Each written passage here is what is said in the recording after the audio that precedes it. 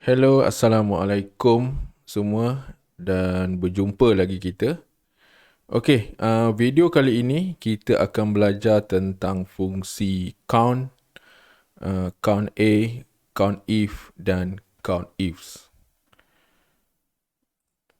Secara umumnya, kesemua jenis fungsi count yang saya sebut tadi adalah untuk mengira sel dalam julat tertentu yang mengandungi nombor, teks atau memenuhi syarat yang ditentukan.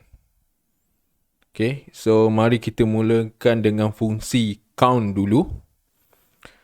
Okay, fungsi count membenarkan pengguna Excel untuk mengira bilangan sel yang mengandungi nombor sahaja.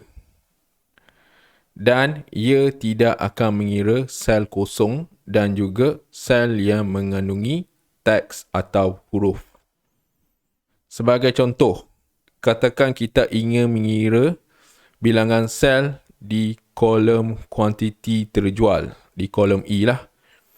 Okay. Jadi, saya perlu menaip sama dengan. Lepas tu, tulis count. Dan saya pilih julat sel dari E4 hingga E21. Dan tutup kurungan. Jadi, hasilnya menunjukkan terdapat 18 sel yang mengandungi nombor dalam julat yang dipilih. Okay. Sebab dia cuma mengira sel yang ada nombor. Okay, cuba kalau kita ubah sel E21 ni, 74 jadi huruf. Okay, saya tulis jalan PPP. Okay, ia adalah huruf.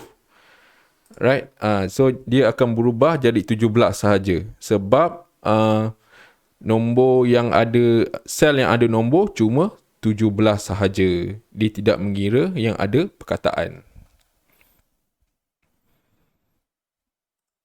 Okey, seterusnya adalah fungsi count A, counter. Berbanding fungsi count A ini boleh mengira sel yang mengandungi nombor dan juga teks. Dia boleh kira dua, nombor dan juga teks. Okey, kita ambil contoh. Mari kita mengira sel dari B4 hingga B21. Okey, kalau kita tengok kolom B ni, semuanya adalah selnya mengandungi perkataan. Jadi, saya akan type sama dengan counter dan saya pilih B4 sehingga B21 tutup kurungan. Dan anda akan dapati terdapat 18 sel yang mengandungi teks dalam julat yang dipilih. Jadi counter ni ia boleh detect teks, perkataan dalam sesuatu sel. Okey, kita pergi ke fungsi yang ketiga, count if. Apabila kita perlu mengira sel dalam julat yang memenuhi satu syarat atau kriteria, kita boleh menggunakan fungsi count if. Jadi ini adalah formula dia. Kita boleh lihat count if, range dan kriteria. Okey, sebagai contoh, kita ambil pengiraan. Kira berapa kali jenama kereta yang berjaya mencapai jualan melebihi 250,000. Okay, macam mana kita nak kira? Jadinya, saya akan type dekat sini. Okay, sama juga, sama dengan count if, buka kurungan, kemudian pilih julat untuk dikira dari F4,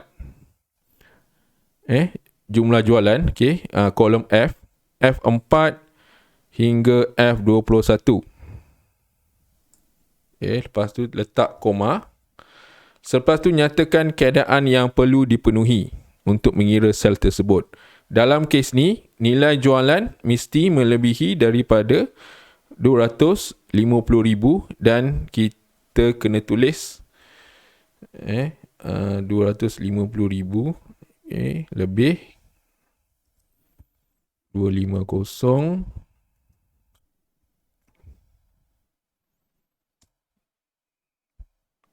dan kita akan dapat 13.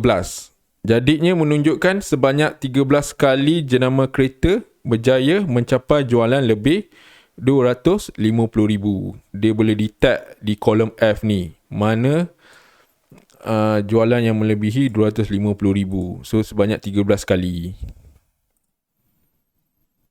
Okey, fungsi yang terakhir, count ifs.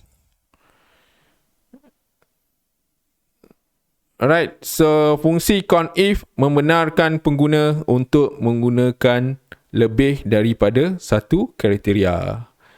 Seperti anda lihat dekat formula ni, okay, count if kriteria range 1 kriteria.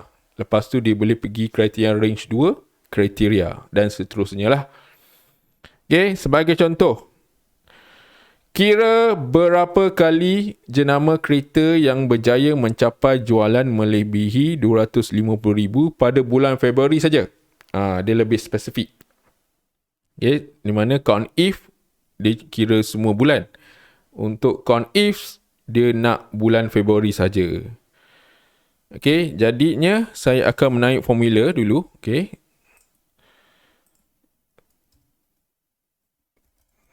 Count ifs. Kemudian memilih kriteria pertama iaitu bulan yang mana kita mahu bulan Februari saja untuk diambil kira. Jadi kriteria range dari D4 D4 hingga D21. Lepas tu kita tulis bulan Februari.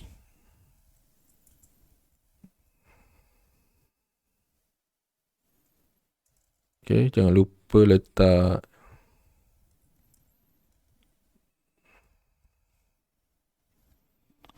lepas tu letak koma.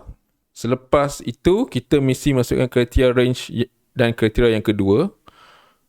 Oleh itu pilih julat yang mengandungi jualan diperolehi oleh setiap jenama kereta di kolom F. Right? Kita akan ambil dari F4 sehingga F21. Koma. Lepas tu kita kena tulis dia punya kriteria melebihi 250,000.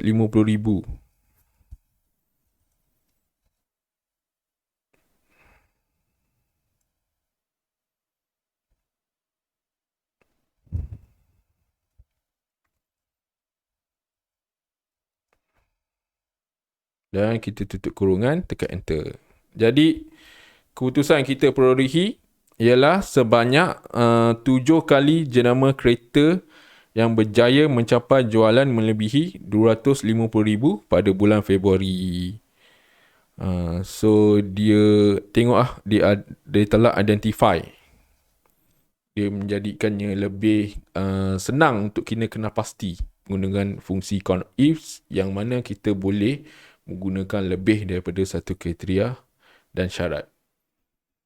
Okey, semoga anda faham mudahnya nak gunakan fungsi count ni. Ia sangat bermanfaat kalau anda mempunyai jumlah data yang banyak dan kita perlu analisis satu persatu. Okey, itu saja untuk video kali ini. So tunggu untuk video yang seterusnya. Okey, Assalamualaikum.